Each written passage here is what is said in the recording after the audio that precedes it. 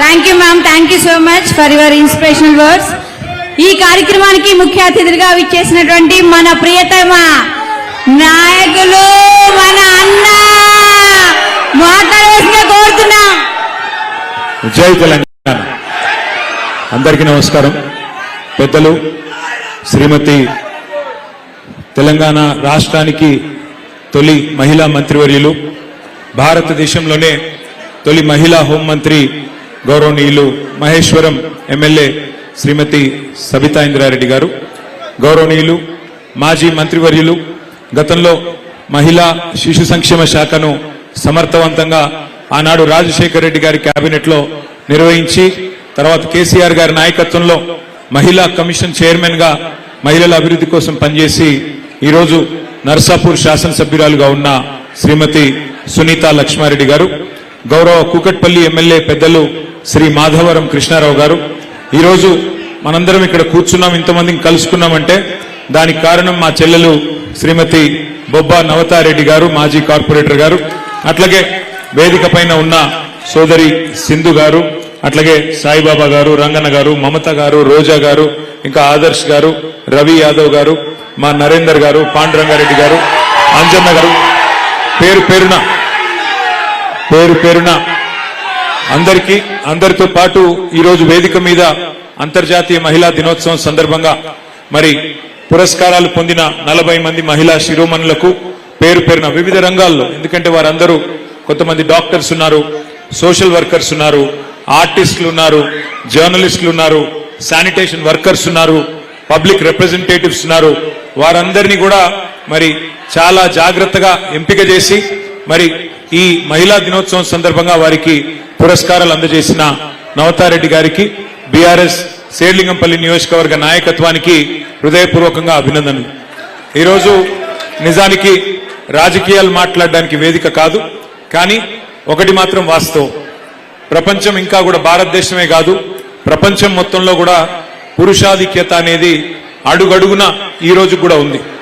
రాజకీయాలు కూడా దానికి అతీతమేమీ కాదు. చాలా సందర్భాల్లో మరి మామూలుగా పురుషులతో ఇతర పురుషులే కొట్లాడలేని పరిస్థితి పోటీ ప్రపంచంలో.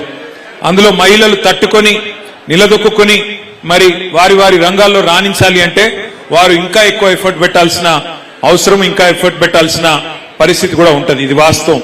ఎవరు అవునన్నా కాదన్నా ఒక పురుషుడు విజయం సాధిస్తే ఒక 100% ఎఫర్ట్ పెడితే మరి ఒక మహిళ అదే రంగంలో రాణించాలి అంటే బహుశా 200% వారు ఎఫర్ట్ పెట్టక తప్పని పరిస్థితి, ప్రయత్నం చేయక తప్పని పరిస్థితి ఈరోజు సమాజంలో ఉంది.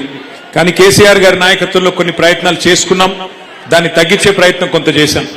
మహిళలకి ప్రత్యేకంగా 3 పారిశ్రామిక పార్కులు ఏర్పాటు చేసుకున్నాం.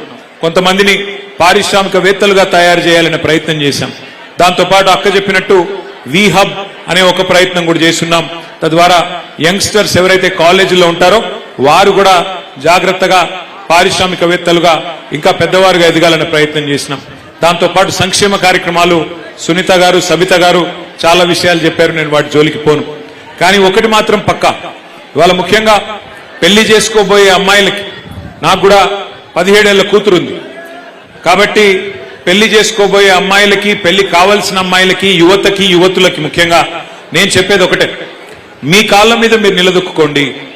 ఆర్థికంగా మీరు ఇండిపెండెంట్ గా ఉంటే, ఫైనాన్షియల్ గా ఇండిపెండెంట్ గా ఉంటే తప్పకుండా సమాజంలో గుర్తింపు, గౌరవం అన్ని కూడా ఆటోమేటిక్ గా వస్తాయి. ఎంతసేపు మనం ఇంకెవరి మీద డిపెండెంట్ ఉండే పరిస్థితి ఉంటే, వేరే వాళ్ళ మీద ఆధారపడే పరిస్థితి ఉంటే మరి దానివల్ల వచ్చే ఇబ్బందులు మీరు అడగొచ్చు, మీ ఇంట్లో అమ్మని అడగొచ్చు లేదా పెద్దవాళ్ళని అడగొచ్చు, చెప్తారు. కానీ ఆర్థికంగా తమ కాళ్ళ మీద తాము నిలబడ్డ తర్వాతనే, ఒక ఉద్యోగం సంపాదించిన తర్వాత కానీ, ఒక పరిశ్రమ పెట్టినాక కానీ, లేదా మీ అంతట మీరుగా మీ కుటుంబానికి చేదోడు వాదోడుగా నిలిచే పరిస్థితి వచ్చేదాకా తొందరపడి పెళ్లిళ్ళు చేసుకోవద్దనేది నా మాట. ఎందుకంటే నా సూచన కూడా, ఎందుకంటే వాస్తవానికి ఎన్ని చెప్పినా తొందరపడి పెళ్లిళ్ళు చేస్తూ ఉంటారు మన దేశంలో.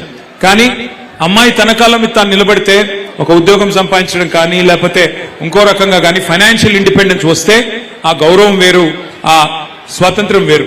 కాబట్టి తప్పకుండా ఈ మహిళా దినోత్సవం సందర్భంగా భవిష్యత్తులో మళ్లీ అధికారంలోకి మీ ఆశీర్వాదంతో వచ్చిన తర్వాత మరిన్ని కార్యక్రమాలు, భరోసా, సఖీ, షీ టీమ్స్, కేసీఆర్ కిట్లు, కళ్యాణ్ లక్ష్మి ఇట్లాంటి ఎన్నో కార్యక్రమాలు, వీహబ్ లాంటి కార్యక్రమాలు ఎన్నో చేసుకున్నాం. దీనికి రెట్టింపు తప్పకుండా భవిష్యత్తులో కూడా చేసుకుందాం. తప్పకుండా గతంలో కేసీఆర్ గారి నాయకత్వంలో 50% స్థానిక సంస్థల్లో, అది జిహెచ్ఎంసీ అయితేనేమి లేదా మరి జిల్లా పరిషత్ అయితేనేమి, 50% మహిళలకు గతంలోనే రిజర్వేషన్లు కల్పించుకున్నాం. కానీ ఈసారి తప్పకుండా నాకు విశ్వాసం ఉంది, 50% రిజర్వేషన్ ఉన్నప్పటికీ అంతకంటే ఎక్కువే మరి మా పార్టీ తరఫున కూడా మహిళలు ప్రాతినిధ్యం వహించాలని మనస్ఫూర్తిగా కోరుకుంటూ, భవిష్యత్ అంతా కూడా, ఎందుకంటే మహిళా రిజర్వేషన్ కూడా రాబోతా ఉంది కాబట్టి చట్టసభల్లో కూడా మరి సుశిక్షితులైన, తర్ఫీదు పొందిన, బాగా మరి సమాజం పట్ల, సామాజిక స్థితిగతుల పట్ల, మహిళల సమస్యల పట్ల అవగాహన ఉన్న, మరింత మంది చదువుకున్న విద్యార్థికులైన, సమాజం పట్ల అవగాహన ఉన్న మహిళలు రాజకీయాల్లో కూడా తప్పకుండా రావాలని కోరుకుంటూ, మరి ఈరోజు మళ్ళొకసారి అవార్డు పొందిన ప్రతి ఒక్కరికి హృదయపూర్వకంగా అభినందనలు తెలియజేసుకుంటూ, ఈ కార్యక్రమాన్ని ఏర్పాటు చేసిన శ్రీమతి బొబ్బా నవతారెడ్డి గారికి గట్టిగా చప్పట్లతో ఒకసారి అందరూ అభినందనలు చెప్పాలని చెప్పి కూడా కోరుతూ, పేరు పేరున అందరికీ నమస్కారం. జై తెలంగాణ, జై కేసీఆర్. ఈ యొక్క కార్యక్రమానికి సహకరించిన షేర్లింగంపల్లి నాయకులకు, కార్యకర్తలకు, నాకు ఈ యొక్క కార్యక్రమానికి సూచన ఇచ్చిన మాధవరం కృష్ణారావు గారికి, అలాగే సబితా ఇంద్రారెడ్డి గారికి, లక్ష్మారెడ్డి గారికి, ముఖ్యంగా కేటీఆర్ గారికి అందరికీ కూడా ప్రత్యేక ధన్యవాదాలు తెలియజేస్తూ, అందరికీ కూడా మరొకసారి అంతర్జాతీయ మహిళా దినోత్సవ శుభాకాంక్షలు తెలియజేసి ఈ యొక్క కార్యక్రమాన్ని ముగిస్తున్నాము.